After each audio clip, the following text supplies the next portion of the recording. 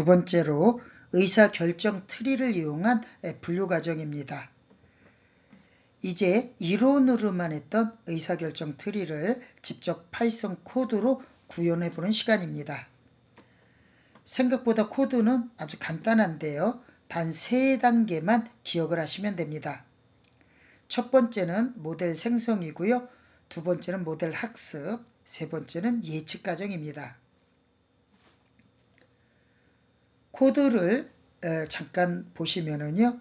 첫 번째 먼저 scikit-learn에서 의사결정 트리 모델을 불러와야 합니다. 일일이 트리를 그릴 필요 없이 라이브러리가 이미 다 준비를 해주게 됩니다.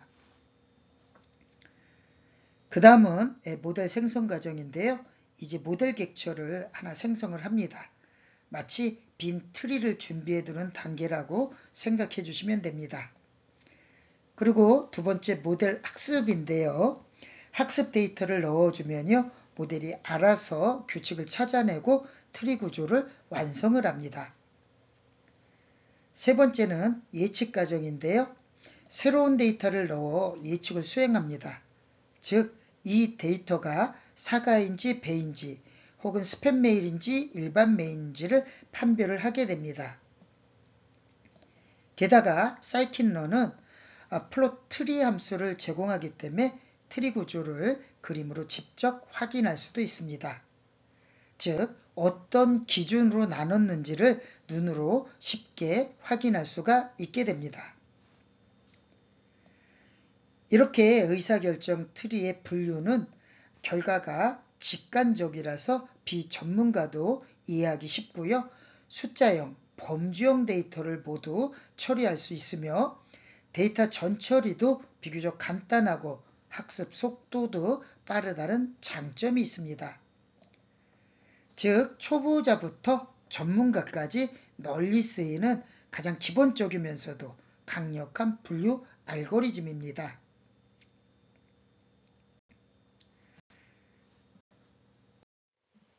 콜앱의 한글 글꼴 설치하기 과정인데요.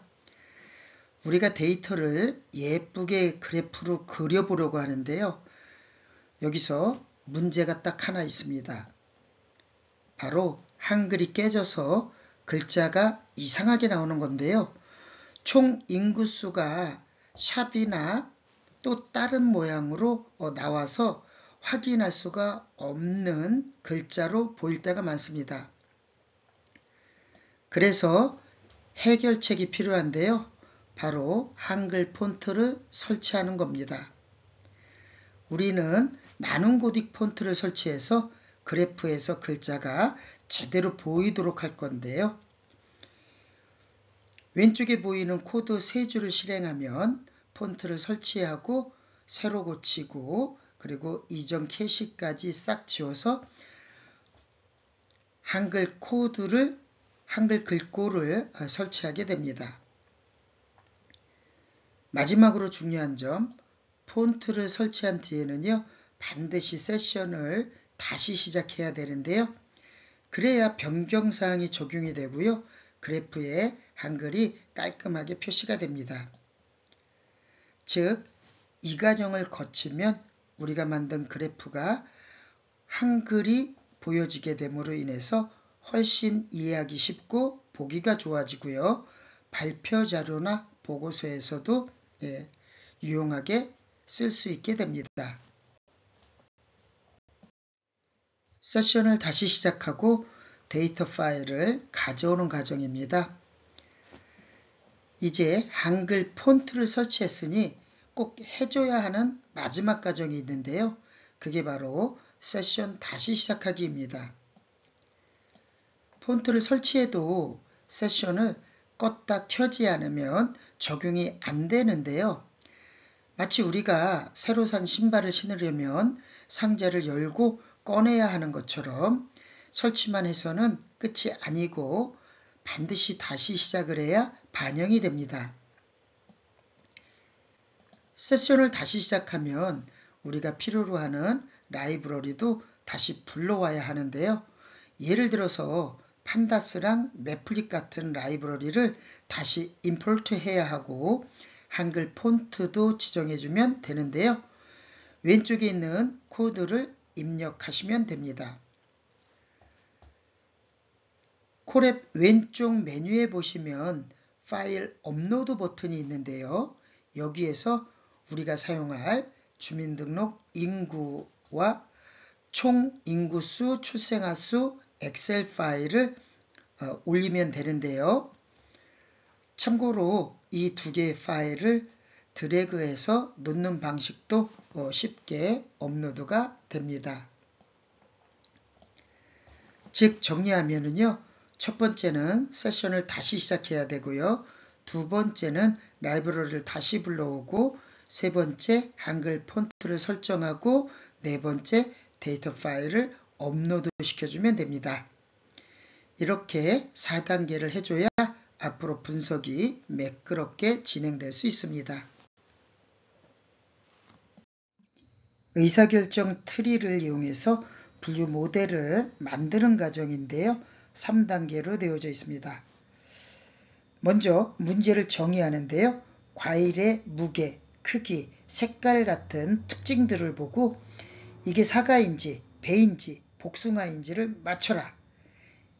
이게 오늘 우리가 풀어야 할 분류 문제입니다. 그리고 완성된 모델을 테스트 데이터로 평가해서 얼마나 잘 맞히는지도 확인을 하게 됩니다. 두 번째 데이터 수집 과정인데요. 이 과일 품질 데이터는 농촌진흥청의 국립원예특작과학원에서 제공하는 자료를 참고를 했는데요.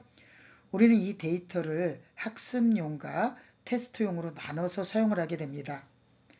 학습 데이터는 사과배 복숭아 학습에 대한 엑셀 파일이고요. 테스트 데이터는요. 사과배 복숭아 테스트용 엑셀 파일입니다. 즉 한쪽은 모델을 훈련시키는 교재라고 생각하시면 되고요. 다른 한쪽은 시험지라고 생각을 하시면 쉽게 이해가 될 거라고 생각됩니다. 세 번째는 모델 구형 과정인데요. 이제 모델을 만드는 과정은 5개로 정리할 수가 있는데요.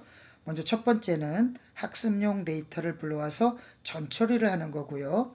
두 번째는 의사결정 트리 알고리즘 객체를 생성하는 거고요. 세 번째는 학습 데이터를 이용해서 모델을 학습시키는 과정이고요. 네 번째는 테스트 데이터를 넣어서 예측값을 만드는 과정입니다. 마지막으로 다섯 번째는요. 정확도 평가 과정인데요. 이 과정을 거치면 컴퓨터가 단순히 데이터를 저장하는 게 아니라 정말로 패턴을 학습해서 새로운 데이터를 예측할 수 있게 되는 거죠. 즉 오늘은 단순히 이론을 듣는 게 아니라 실제 데이터로 학습을 하고 예측을 한 후에 평가를 하는 전 과정을 실습하게 됩니다. 엑셀 파일을 읽어서 데이터 프레임으로 사과배 복숭아 데이터를 로드하고 결과를 보여주는 과정인데요. 이제 본격적으로 데이터를 불러와 보겠습니다. 컴퓨터가 과일을 분류하려면 먼저 우리가 가진 엑셀 파일을 읽어와야 되는데요.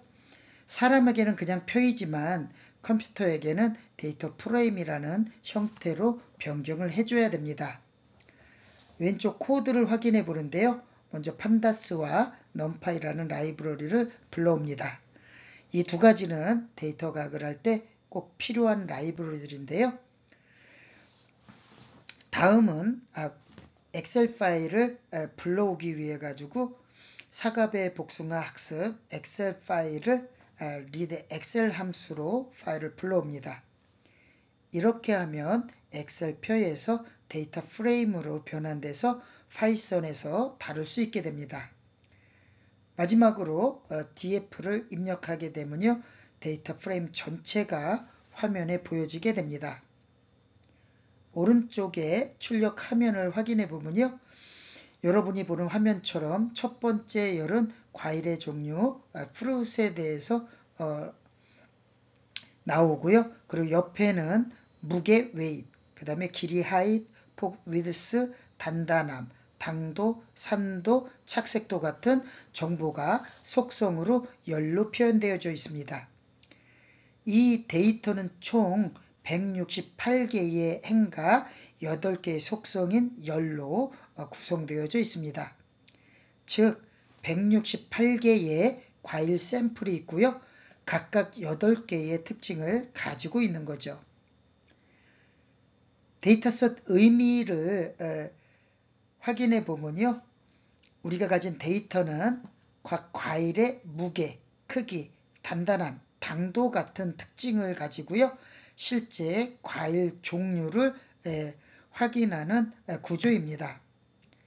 앞으로 우리는 이 데이터를 기반으로 머신러닝 모델이 새로운 과일의 특징을 보고 어떤 과일인지를 예측하게 만들 겁니다. 이제 여러분은 과일 데이터를 파이썬으로 불러오고 데이터 프레임으로 변환하는 데 성공했습니다. 다음 단계에서는 이 데이터를 학습시켜서 전처리를 하고 모델을 훈련시키는 과정을 살펴보게 됩니다. 불러온 데이터에 결측치가 있는지 없는지 확인을 하고 수정하는 과정인데요. 우리가 불러온 데이터에는 가끔 빈칸이 들어져 있을 수 있습니다. 이걸 전문 용어로 결축치라고 부르는데요. 마치 시험 답안지를 제출했는데 몇 문제는 공백으로 비어둔 상황이라고 생각을 하시면 됩니다.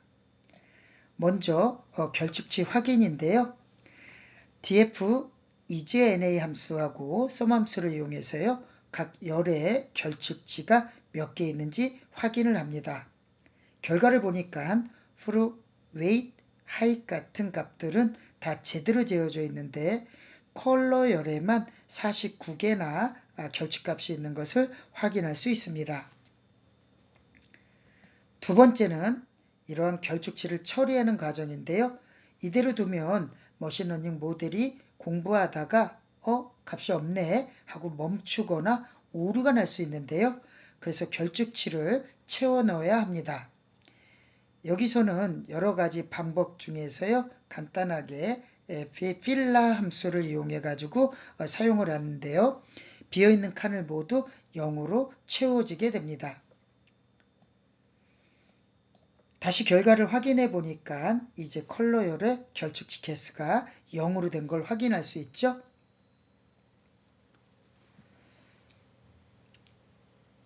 세 번째로 다양한 처리 방법을 사용할 수가 있는데요. 결축치를 처리하는 방법에 여러 가지가 있어요. 0을 사용하는 것도 있고요. 평균값을 이용하는 것, 중압값 같은 특정값으로 채우기도 하는데요. 결축치가 있는 행 자체를 삭제하기, 머신러닝으로 결축치를 예측해서 채우기, 이렇게 여러 가지가 있는데요. 오늘은 가장 단순한 방법인 0으로 채우기를 사용을 했습니다. 즉 결축치는 데이터가 불완전하다고 신호이고요. 이를 처리하지 않으면 모델을 제대로 학습을 하지 못하게 됩니다. 따라서 데이터 전처리의 첫 단계는 결축치를 확인하고 채워주는 과정이라고 생각해 주시면 됩니다. 과일의 종류별 개수를 확인하고요. 숫자로 변환하는 과정인데요. 우리가 다루는 과일 데이터에는 사과, 배, 복숭아라는 이름이 있는데요. 먼저 과일 종류별 데이터 분포를 확인해 보겠습니다. 먼저 value count로 각 과일이 몇 개씩 있는지를 확인해 보는데요. 코드의 결과를 보니까 사과는 77개, 배는 49개, 복숭아는 42개로 출력됐습니다. 이렇게 각 과일이 몇 개 있는지를 미리 확인하는 건 매우 중요한 일인데요. 왜냐하면 데이터가 한쪽으로 너무 쏠려 있으면 모델이 한쪽 과일만 더 잘 맞히고 다른 건 못 맞히는 불균형 문제가 생길 수 있기 때문입니다. 두 번째는 이름을 숫자로 변환하는 레이블 인코딩 과정인데요. 여기서 중요한 점은 머신러닝 모델은 사람처럼 글자를 이해하지 못합니다. 즉 사과라는 글자를 그대로 넣어주면 모델이 이게 뭔 소리지? 하고 멈추게 됩니다. 그래서 사과는 0, 배는 1, 복숭아는 2처럼 숫자로 바꿔줘야 하는데요. 이 과정을 레이블 인코딩이라고 부릅니다.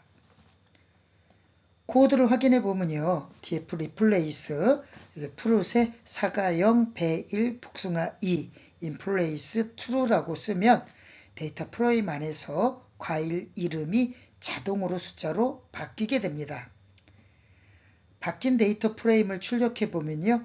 이제 푸른열이 모두 숫자로 변환된 것을 확인하실 수가 있습니다. 즉 머신러닝이 이해할 수 있도록 텍스트 데이터를 숫자 데이터로 변환하는 것이 필수 단계입니다. 레이블 인코딩을 사용했지만 또 다른 방법으로는 원핫 인코딩이라는 방법도 있습니다.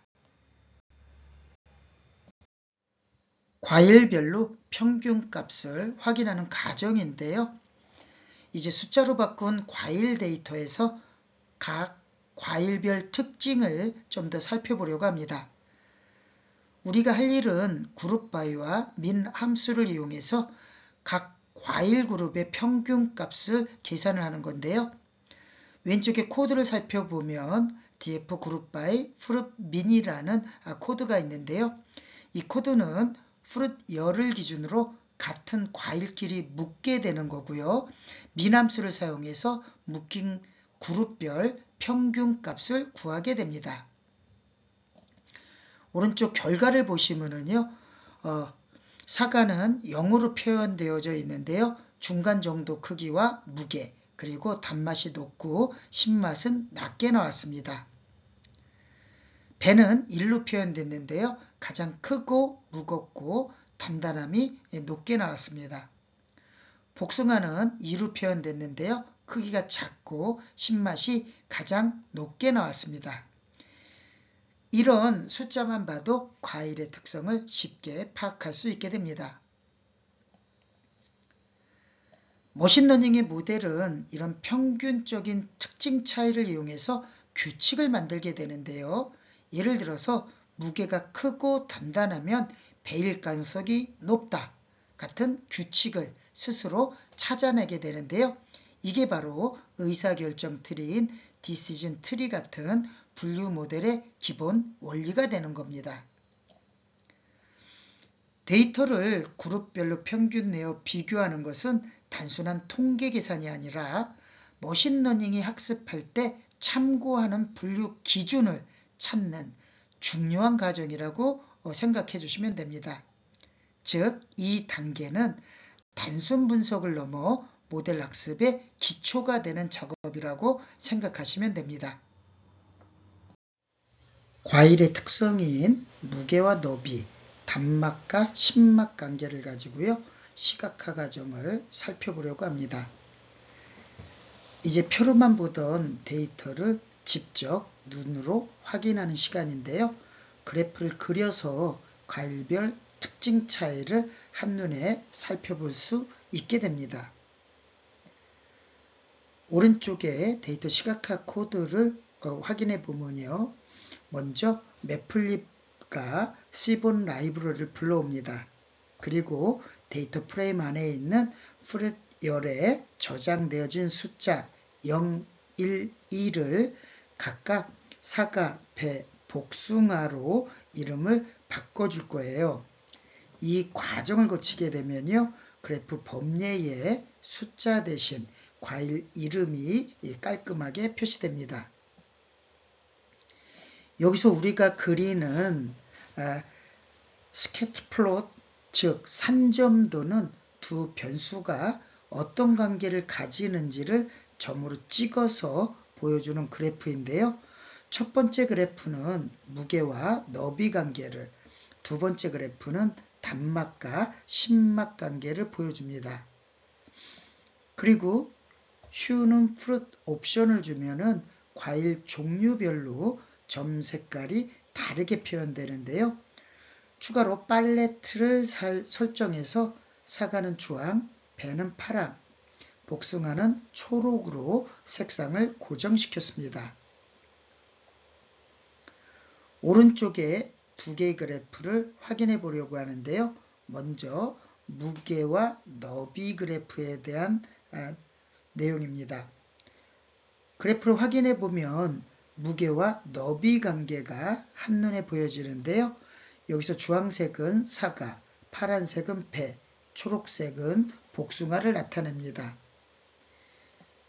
자세히 살펴보면 파란색 배는 무게와 너비가 다른 과일보다 훨씬 크게 보여지고요. 그래서 대체로 큰 과일이라는 특징을 가지게 됩니다. 주황색 사과는 무게와 너비가 중간 수준에 분포되어져 있는데요. 즉, 균형 잡힌 데이터 패턴을 보여주고 있습니다. 초록색 복숭아는요, 무게와 너비가 가장 적은 편인데요. 대체로 작은 과일이라는 것을 확인할 수 있습니다. 따라서 이 그래프는 무게와 너비는 서로 비례하고 과일별 크기 차이가 뚜렷하다는 사실을 보여주고 있습니다. 하단에 있는 그래프는요, 단맛과 신맛에 대한 그래프인데요. 색상 구분은 위의 그래프와 동일합니다. 먼저 주황색인 사과는요, 단맛 점수가 높고 신맛은 중간 정도입니다. 그래서 달콤하면서도 약간 신맛이 나는 균형 잡힌 맛이 특징이고요. 파란색인 배는 단맛은 중간 정도고 신맛은 낮습니다. 그래서 우리가 흔히 아는 것처럼 달고 시지 않은 과일이라는 특징이 보여지고 있습니다. 초록색 복숭아는요, 단맛 점수는 낮고 신맛은 높은 편인데요. 그래서 다른 과일보다 덜 달고 덜 시다는 특징을 보여주고 있습니다. 즉, 이 그래프는 과일별 맛의 특성이 다르고 단맛과 신맛은 대체적으로 반비례한다는 관계를 가진다는 것을 확인할 수 있습니다. 이제 중요한 건 이런 시각화가 왜 필요하냐는 건데요. 단순히 숫자표로만 데이터를 보면 배가 무겁다 정도만 알 수 있는데요. 하지만 이렇게 그래프로 확인을 해보면요, 세 과일의 전체적인 분포와 패턴을 쉽게 알 수가 있습니다. 무게와 너비는 선형적 관계를 보여주고 있고요. 단맛과 신맛은 반비례 관계를 보여주고 있습니다. 또 범례와 색상 덕분에 각 과일의 특징을 빠르게 구분할 수 있습니다. 결국 이 두 그래프는 단순한 그림이 아니라 데이터 안에 숨어있는 패턴과 관계를 시각적으로 보여주는 지도라고 할 수 있는데요. 숫자만 봤다면 놓쳤을 차이를 색상과 분포로 보니까 과일별 특징이 훨씬 더 명확하게 차이가 나는 것을 확인할 수 있습니다. 그래서 시각화는 단순히 멋지게 그림을 그려주는 게 아니라 데이터 속에 숨어있는 규칙을 발견하는 강력한 도구입니다. 의사결정 트리로 과일 종류 분류 모델을 학습하는 과정인데요. 이제는 본격적으로 머신러닝 모델을 학습시켜 보겠습니다. 우리가 사용할 모델은 바로 의사결정 트리인데요. 왼쪽에 코드를 확인해 보면 먼저 Decision Tree Classifier를 불러서 옵니다. 이 모델은 데이터를 바탕으로 이 과일이 어떤 종류인지를 나무 구조처럼 단계적으로 판단을 하는데요. X트레인에는 과일의 특징인 무게, 단맛, 신맛 등을 넣고요. Y트레인에는 정답인 과일 종류를 넣습니다. 이렇게 입력과 정답을 분리해서 모델에게 알려주게 됩니다. 모델의 생성 및 학습 방법인데요. 그 다음은 decision tree classifier random stages는 0을 코드를 통해서 모델을 생성하게 됩니다.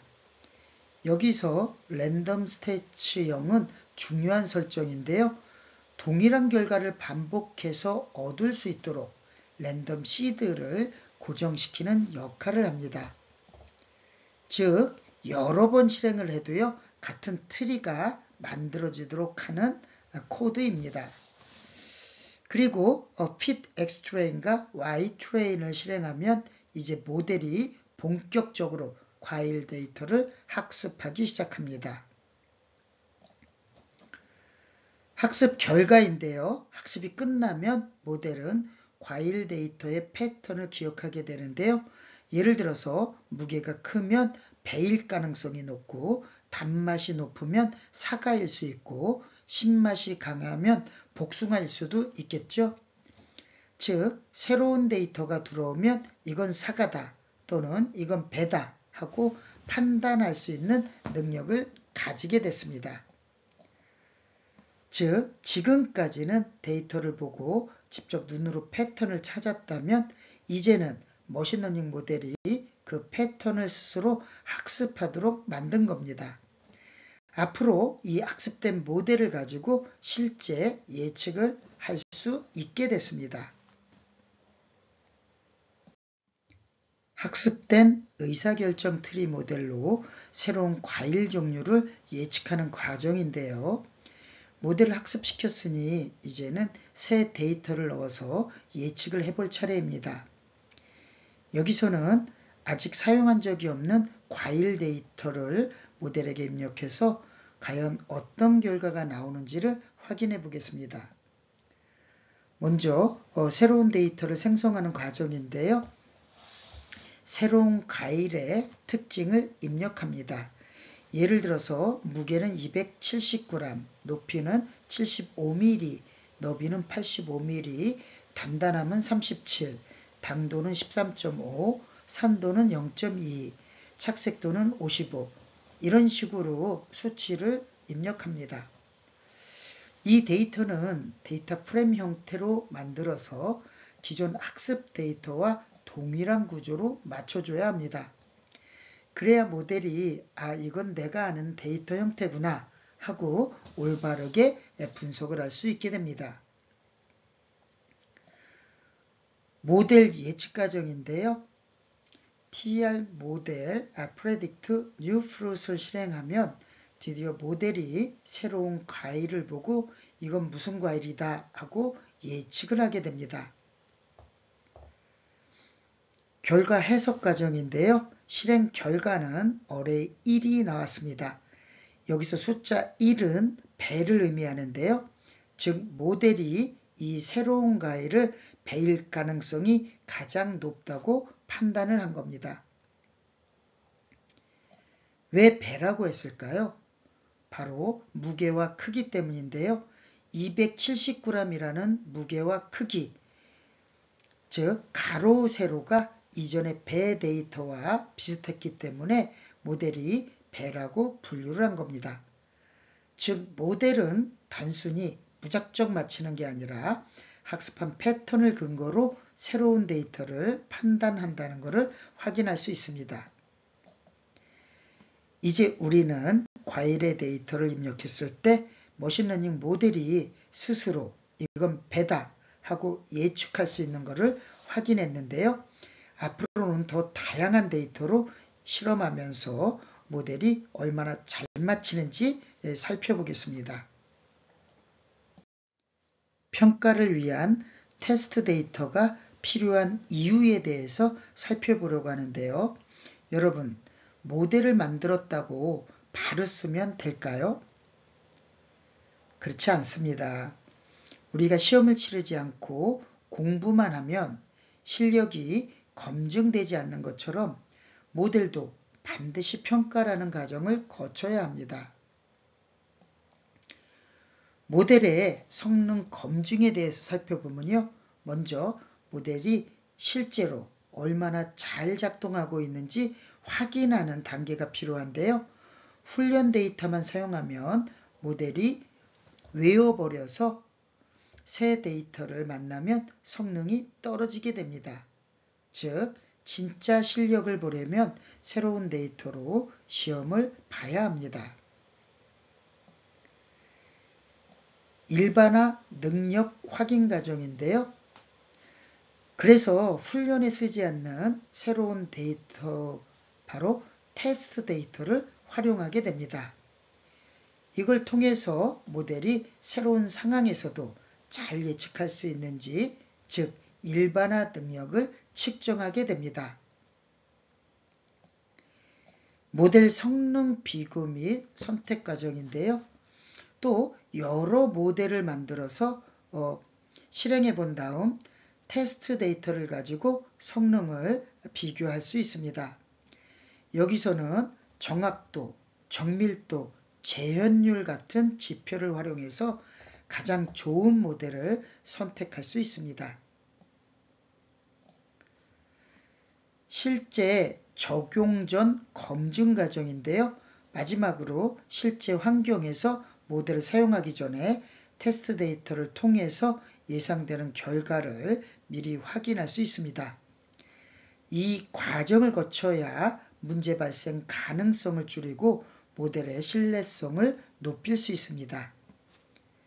즉, 테스트 데이터 없이 모델을 평가하는 것은 학생을 시험 없이 공부만 하는 것과 같다고 생각하면 되고요. 실력을 객관적으로 확인하려면 반드시 시험, 즉 테스트가 필요하게 됩니다. 테스트 데이터의 점처리 과정인데요. 이제 우리가 시험을 볼 테스트 데이터를 불러왔는데요. 그런데 이걸 바로 쓰면 될까요? 그렇지 않습니다. 테스트 데이터도 학습 데이터와 똑같이 전처리 과정을 거쳐야 합니다. 왼쪽 코드를 살펴보면요. 먼저 판다스 라이브러리를 불러온 후 엑셀에 저장된 테스트 데이터를 불러오게 됩니다. 두 번째 단계에서는 결측값, 즉 비어있는 값들을 0으로 채워줍니다. 그리고 세 번째는 과일 이름이 문자열로 되어 있으니 사과는 0, 배는 1, 복숭아는 2로 변경해서 숫자로 변환을 해줍니다. 마지막으로 변환된 데이터를 출력을 해보면 이제 모델이 이해할 수 있는 숫자 데이터로 정리된 것을 확인할 수 있습니다. 여기서 중요한 점이 있는데요. 테스트 데이터의 전처리는 반드시 학습 데이터와 동일한 방식으로 해야 합니다. 만약 학습할 때는 빈 값을 0으로 채웠는데 테스트할 때는 그냥 두거나 다른 값으로 바꿔버리면 모델이 제대로 예측하지 못하게 됩니다. 이제 테스트 데이터가 모델이 알아들을 수 있는 형태로 준비가 되었는데요. 다음 단계에서 이 데이터를 사용해서 모델의 성능을 평가해 보게 됩니다. 진짜 시험을 치러보는 단계가 됩니다. 학습된 모델을 통한 테스트 데이터의 예측 과정인데요. 먼저 테스트 데이터를 분리를 하는데요. 테스트 데이터에서도 마찬가지로 X와 Y를 분리합니다. X 데이터는 과일 이름을 지어야 한 무게, 크기, 색깔 같은 특성들이고요. Y 데이터는 정답, 즉 과일의 종류입니다. 이렇게 나눠야 모델이 입력과 정답을 구분해서 학습한 대로 예측할 수 있게 됩니다. 예측 수행 과정인데요. 이제 학습된 KNN 모델을 사용해서 X 테스트 데이터를 예측을 합니다. 코드를 실행하면 모델이 각 데이터가 사과인지, 배인지, 복숭아인지를 판단하게 됩니다. KNN 예측 원리에 대해서 살펴보면요. KNN 알고리즘이 예측할 때는 다음과 같은 과정을 거치게 됩니다. 새로운 데이터와 학습 데이터 사이의 거리를 계산하고요. 그 중에서 가장 가까운 K개의 이웃을 선택하게 됩니다. 여기서는 K=5를 사용했는데요. 이웃들 중 가장 많이 나온 과일 종류를 최종 예측값으로 정하게 됩니다. 쉽게 말해서 내 주변에 누가 더 많은가를 보고 과일을 결정하게 됩니다.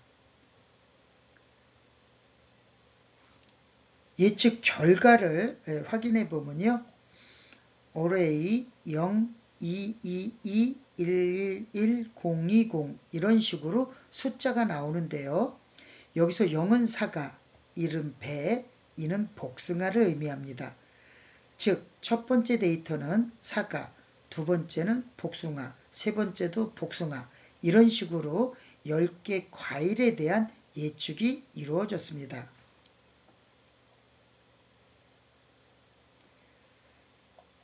이제 우리는 모델이 예측한 결과와 실제 정답을 비교해서 정확도가 얼마나 되는지를 평가를 해야 됩니다. 다음 단계에서는 정확도를 계산하고 우리 모델이 얼마나 잘 맞췄는지 확인을 해보겠습니다. 모델 성능 평가 과정인데요.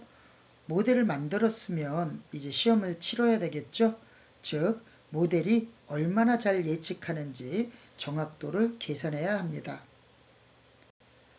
코드를 확인해 보면요.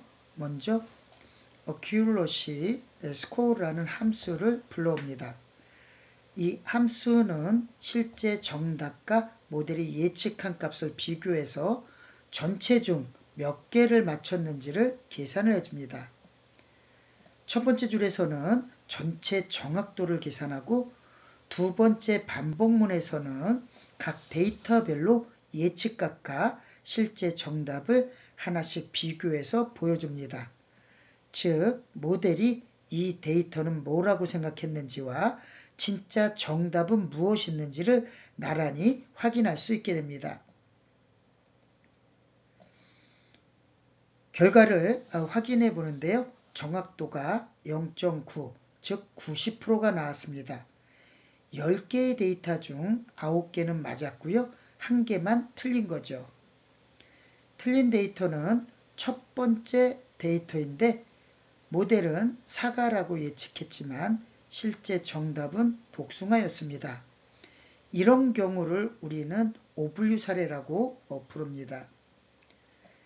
이처럼 정확도는 전체 성능을 보여주고 개별 비교는 어떤 데이터에서 모델이 약한지 알려줍니다. 90%라면 꽤 괜찮은 성능이지만 만약 더 정밀한 결과를 원한다면 데이터를 더 모으거나 모델을 튜닝해야 합니다. 즉, 성능 평가는 단순히 숫자를 보는 걸 넘어서 모델이 틀린 부분까지 아주 디테일하게 자세히 살펴보는 것이기 때문에 매우 중요한 과정이라고 할 수 있습니다.